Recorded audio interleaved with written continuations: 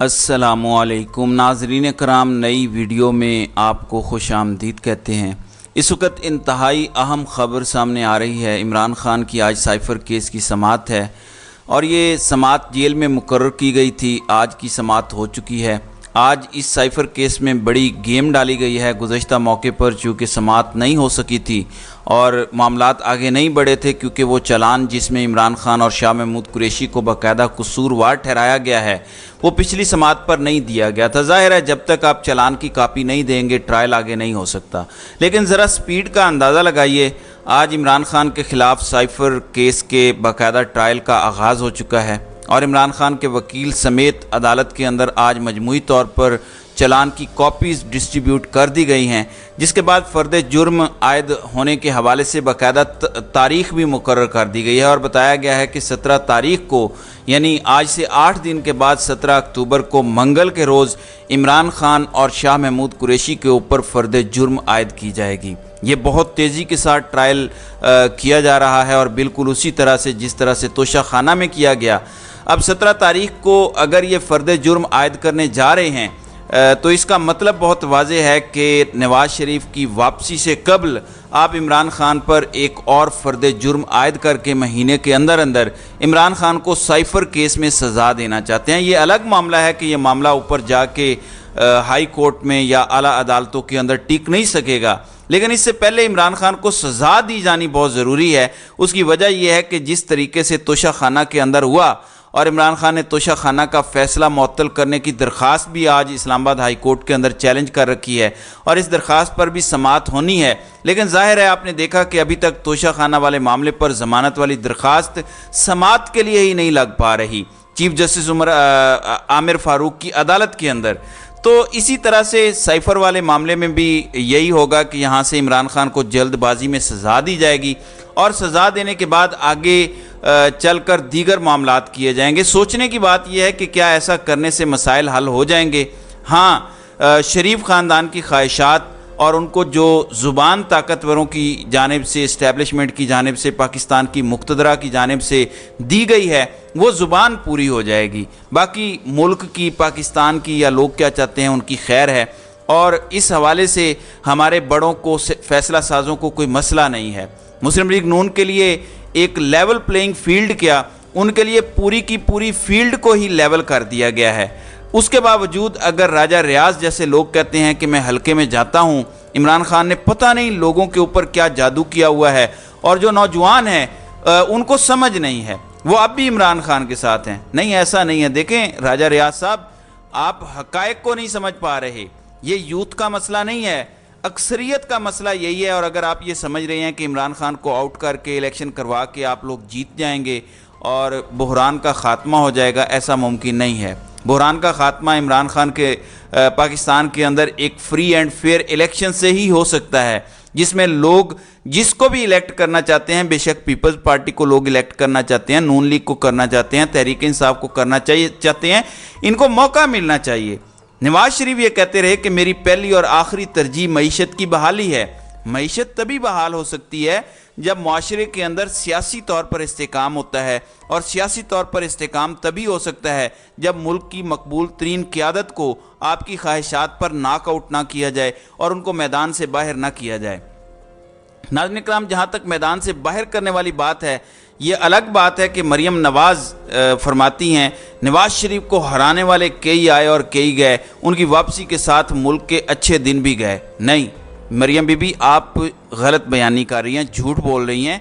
नवाज़ शरीफ की वापसी और सारे मामलात का अंदाज़ा इस बात से लगाइए कि अगर आप एक्सटेंशन वाले मामले पर ख्वाजा आसिफ के बकौल आप जनरल बाजवा को वोट ना देते तो आपके लिए ये सब कुछ ना होता। आपकी औकात ये रह गई है कि जिस बयानिए को आपने शुरू किया वो आपने बेच दिया। अब आप जनरल फैज़ और जनरल बाजवा का नाम नहीं लेते, हालांकि आप चाहते थे उनका एहतसाब हो। अब ये तो एक मामला हो गया। दूसरी जानिब सुप्रीम कोर्ट में भी आज काजी फ़ाइज़ ईसा ने 15 जजेस को बिठाया हुआ है, यानी पाकिस्तान के लोगों के हक़ के रायदही से ज़्यादा, इलेक्शन से ज़्यादा प्रैक्टिस एंड प्रोसीजर एक्ट ज़रूरी है, जिसके ऊपर पूरी सुप्रीम कोर्ट बैठती है। टीवी पर एक बाकायदा शो चलता है जिस तरह टॉक शो होता है।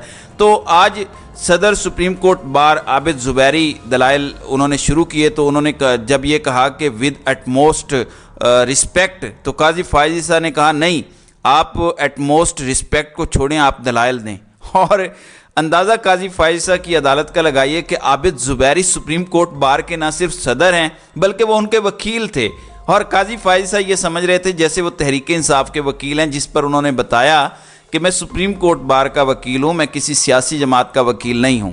اور ایک اور خبر سن لیجئے، جرنلسٹ عدیل سرفراز کہتے ہیں کہ جسٹس قاضی فائز عیسیٰ نے جسٹس منیب اختر کو سوال کرنے سے روک دیا۔ جسٹس قاضی فائز عیسیٰ بولے کہ ججز اپنی رائے فیصلے میں دے سکتے ہیں، وکیل صاحب ایک بات ذہن نشین کر لیں، آج کی سماعت آخری سماعت ہے، ہم یہاں وکلاء کو سننا چاہتے ہیں۔ بالکل ٹھیک ہے، جسٹس منیب شاید اس بینچ میں کانسٹیٹیوشن کو لے کے جو چند ججز ہیں، چند نہیں بلکہ ایک دو جو ججز ہیں جو سب سے زیادہ ویلڈ سوالات اٹھا رہے ہیں، جو سب سے زیادہ کانسٹیٹیوشن پر گرپ رکھتے ہیں، ان میں سے وہ ایک ہیں۔ آپ ذرا اندازہ لگائیے کہ چیف جسٹس عمرتاب بندیال کی کورٹ ہوتی اور جسٹس قاضی فائز عیسیٰ کو سوال کرنے سے روک دیا جاتا تو کیا رد عمل ہوتا، گھنگرو توڑ دیے جاتے۔ لیکن کیونکہ قاضی صاحب کا معاملہ ہے اور قاضی بھی ان لوگوں کا ہے جنہوں نے قانون اور آئین کو اپنے پاؤں تلے روندا ہے، تو کون ان کے خلاف کچھ بول سکتا ہے۔ لیکن سوالات بڑے واضح ہیں۔ جسٹس اعجاز الاحسن نے کہا کہ پارلیمنٹ رولز نہیں بنا سکتی، نہ ہی رولز بنانے کے لیے قانون سازی کر سکتی ہے،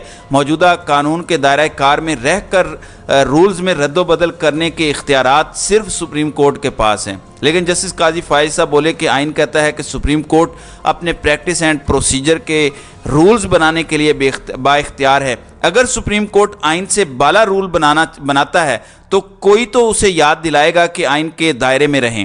اب اس حوالے سے جسٹس اعجاز الاحسن کے سوالات بڑے ویلڈ ہیں۔ انہوں نے کہا کہ اگر اس قانون کے تحت دوبارہ قانون سازی بدل دی جائے تو اس کا کیا ہوگا۔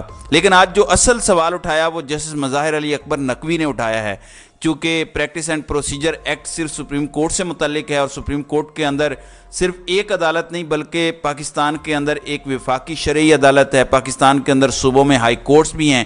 تو آج جسٹس مظاہر علی اکبر نقوی نے سوال اٹھایا کہ سپریم کورٹ کے رولز پر پارلیمنٹ نے پابندی لگائی لیکن ہائی کورٹ اور شرعی عدالت کے ضابطوں پر کیوں نہیں ہے؟ یعنی آپ سپریم کورٹ کے اوپر جو چیز لاگو کر رہے ہیں وہ باقی عدالتوں کے اوپر لاگو کیوں نہیں کر رہے؟ اس حوالے سے جسٹس اعجاز الاحسن نے کہا کہ ہائی کورٹس اپنے پریکٹس اینڈ پروسیجر بنانے کے لیے خود با اختیار ہیں۔ اس حوالے سے اگر ہائی کورٹ با اختیار ہے تو پھر سوال یہ پیدا ہوتا ہے کہ سپریم کورٹ کیوں با اختیار نہیں ہے؟ تو جسٹس قاضی فائز عیسیٰ ظاہر ہے عدالت میں سوال برداشت کرنا بڑا مشکل ہے، اور پھر ایک ایسا جج جو پوری سماعت کے اوپر ڈومینیٹ کرتا ہو، جس کے سوالات کو اپریشیٹ کیا جاتا ہو، پھر لوگوں کو پتہ ہو، تو بڑا مشکل ہو جاتا ہے۔ تو آج کی سماعت میں بڑے منہ توڑ قسم کے سوالات تھے دیگر ججز کے، پھر سماعت میں وقفہ ہوا، وقفے کے بعد دوبارہ سماعت کا آغاز ہوا۔ تو درخواست گزار عامر صادق کے وکیل عدنان خان نے بھی دلائل دیے کہ پارلیمنٹ کو بذریعہ ایکٹ سپریم کورٹ رولز بنانے کا اختیار نہیں ہے، آئین سازوں نے پارلیمنٹ کو سپریم کورٹ کے ضابطوں میں رد و بدل کا اختیار دانستہ نہیں دیا، چیف جسٹس کے آفس کو پارلیمنٹ نے بیکار کر دیا۔ سپریم کورٹ دو بنیادوں پر کھڑی ہے، ایک چیف جسٹس اور دوسری باقی ججز۔ اس پر جسٹس قاضی فائز عیسیٰ نے کہا کہ چیف جسٹس کو جہاں اختیارات دیے گئے وہ آئین میں درج ہیں، چیف جسٹس کو سپریم کورٹ کے سوا کہاں تنہا اختیارات دیے گئے؟ جس پر وکیل عدنان خان نے کہا کہ آئین کہتا ہے چیف جسٹس خود بغیر کسی مشاورت کے بینچز بنا سکتا ہے، اگر دو ججز کہتے ہیں اگلے ہفتے سے بینچ نہیں بنانے، صرف چیمبر ورک کرنا ہے تو چیف جسٹس کے اختیارات بیکار ہوں گے۔ تو جسٹس اطہر من اللہ نے اس پر کہا کہ آپ ابھی تک مستقبل کا بتا رہے ہیں، ابھی اس قانون سے آپ کا کون سا بنیادی حق متاثر ہوا ہے؟ آپ ہمارے سامنے اپنے کون سے بنیادی حق کا دفاع کر رہے ہیں؟ تو وکیل عدنان خان نے کہا کہ پارلیمنٹ کو قانون سازی کا اختیار نہیں ہے، اس سے تمام بنیادی حق متاثر ہوتے ہیں۔ Supreme court practice and procedure act سے انصاف تک رسائی کے آرٹیکل 4 کی خلاف ورزی ہوئی ہے۔ ایکٹ میں فوری مقرر مقدمات کا طریقہ کار دے کر سپریم کورٹ کی تضحیق کی گئی ہے۔